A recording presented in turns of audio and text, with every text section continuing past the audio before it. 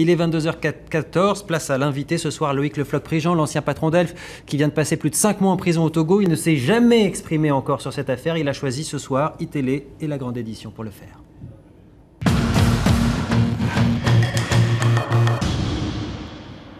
Bonsoir Loïc Le Floch-Prigent. Bonsoir. Ça fait 2 mois que vous avez été libéré. Pourquoi choisir maintenant pour parler ?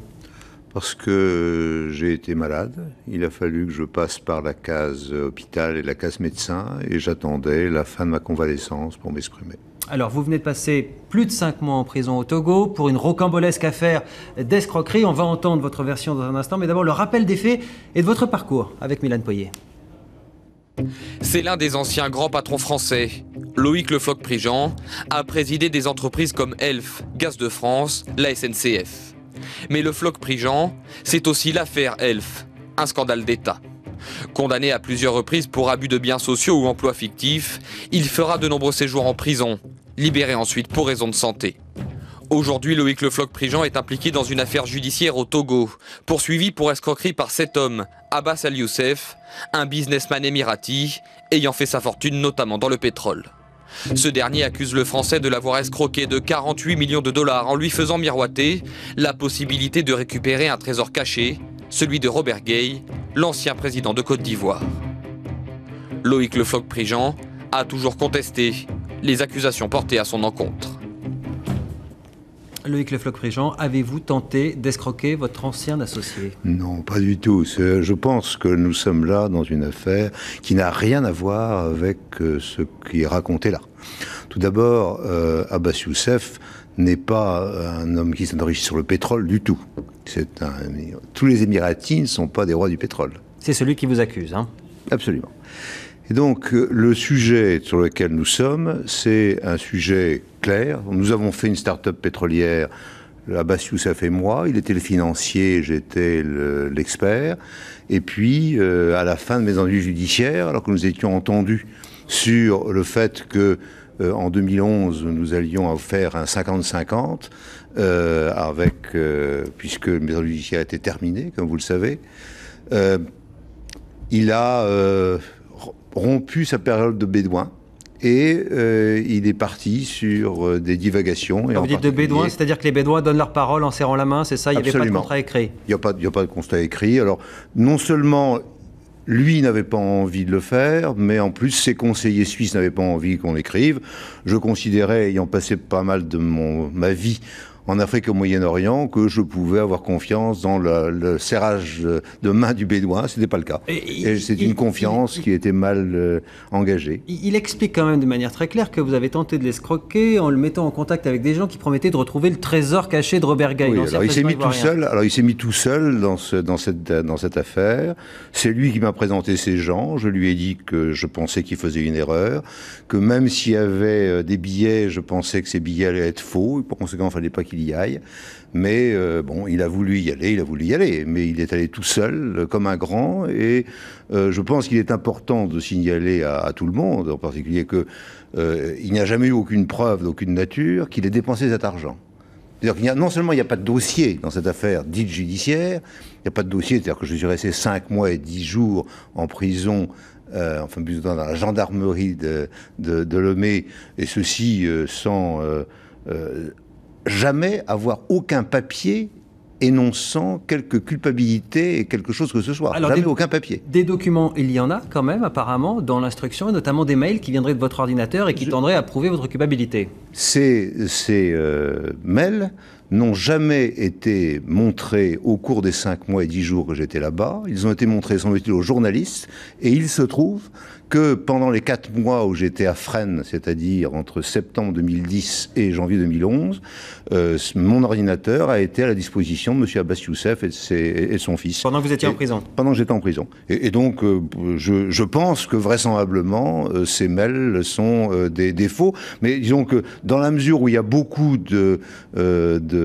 faux et d'escroqueries au Togo, ça ne m'étonne pas qu'on fabrique un dossier sur ce genre de choses. Mais... Vous disiez, j'ai donné ma confiance à quelqu'un qui ne la méritait pas, j'ai fait trop confiance. Ça rappelle exactement votre défense sur l'affaire Elf, avec d'autres personnes de l'affaire Elf. Vous n'en avez pas marre de donner votre confiance à des gens qui ne la méritent pas ? C'est-à-dire pendant les 5 mois et 10 jours, j'étais sur mon lit. sur mon matelas, c'est pas un lit, à la gendarmerie nationale de Lemay. Je me suis dit, mais qu'est-ce que tu dois être fêlé complètement de continuer à donner ta confiance aux gens. Je dois être fêlé. Enfin, vous êtes quand même au milieu d'affaires extraordinaire à chaque fois, toujours rocambolesque. Mais celle-là est particulièrement rocambolesque, puisqu'il n'y a aucune preuve d'aucune que ce soit. Il n'y a jamais un papier qui m'a été donné pendant 5 mois et 10 jours. Donc j'ai passé quand même 17 ans de procédure pénale en France, et 1000 jours et 1000 nuits en prison, et je sais ce que c'est qu'une procédure pénale. C'est pas une procédure pénale, là, c'est une procédure de dictature héréditaire. Ça n'a rien à voir avec la justice, ça.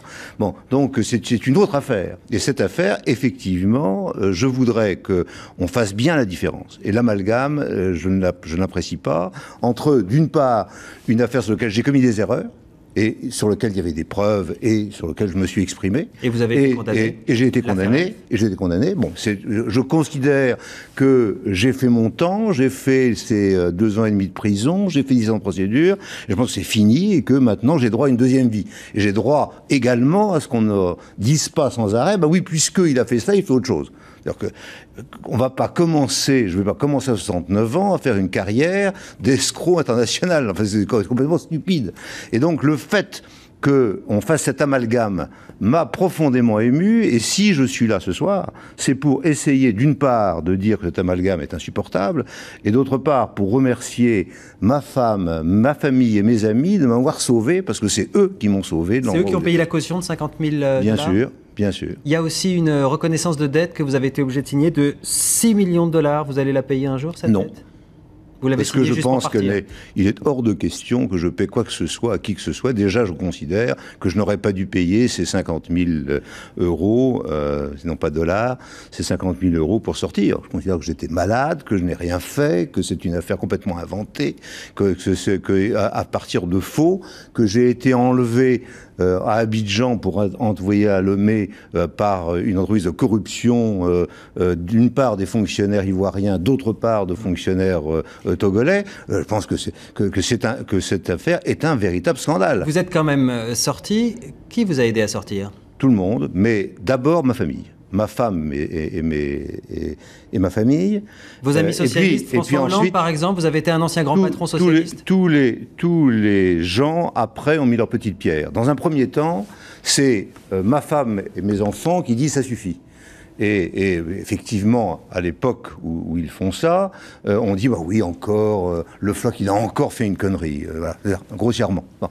Et puis à un moment on dit mais est-ce que vraiment il a fait quelque chose ? Et c'est grâce à ce cri de ma famille que les gens commencent à se dire mais oui où il y a le dossier, qu'est-ce qui se passe, de quoi s'agit-il ? Et à ce moment-là les gens se mobilisent et à ce moment-là tout le monde m'a aidé, je dirais gauche et droite réunis, que ce soit le président de la République, le Quai d'Orsay ou l'ancienne majorité, tout le monde a l'ancienne majorité, Claude Guéant par exemple ? Bien sûr. Qu'est-ce qu'il venait faire dans cette affaire ? Pourquoi il vous aide à sortir ? Il était très connu au Togo, en particulier de celui qui est le Deus ex machina de la justice dans ce pays qui s'appelle Charles de Bache et dont vous avez sans doute entendu parler. Et par conséquent, oui, bien sûr, il a mis sa pierre comme tous les autres. Comment vous expliquez cette connaissance approfondie de certains pays africains comme ça par Claude Guéant ? Ça, c'est à vous de lui demander. Vous êtes un africaniste connu et reconnu. Il a un poids. Mais je connais quand même mieux le gaz et le pétrole africain que le reste. Écoutez, je pense que tous les secrétaires généraux de l'Élysée ont eu un poids à un moment sur l'Afrique, compte tenu de la façon dont les relations entre les anciennes colonies et la France se réalisent, bien sûr. L'affaire Elf avait révélé les liens, on pourrait dire incestueux, entre la France et certains pays africains. C'était pas une découverte, ça a été une découverte pour les gens qui n'avaient pas envie de savoir. C'était une découverte pour ceux qui n'appartiennent pas au microcosme. Est-ce que les choses ont changé aujourd'hui ? Non. Tous les Français le savaient, Non. Est-ce que les choses ont changé aujourd'hui ? Est-ce qu'on peut encore imaginer qu'il y a des campagnes qui peuvent se financer en France via des pays africains, vous qui connaissez très bien ces dossiers ? Tout est imaginable.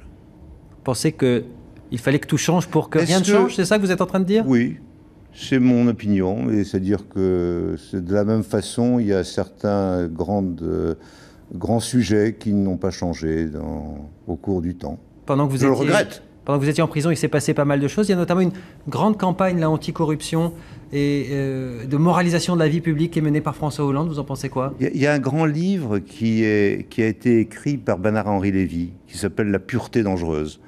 Je voudrais que chacun le relise. C'est un grand livre. Donc vous n'y croyez pas à cette transparence absolue? Je crois à l'inverse. C'est-à-dire à l'opacité?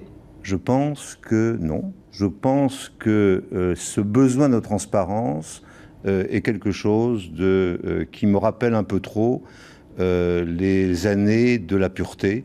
Et les années de la pureté, ça a quand même été des années de 1933 qui sont tristes à se rappeler. Merci Loïc Le Floch-Prigent d'avoir choisi la grande édition ce soir pour vous les expliquer sur cette affaire.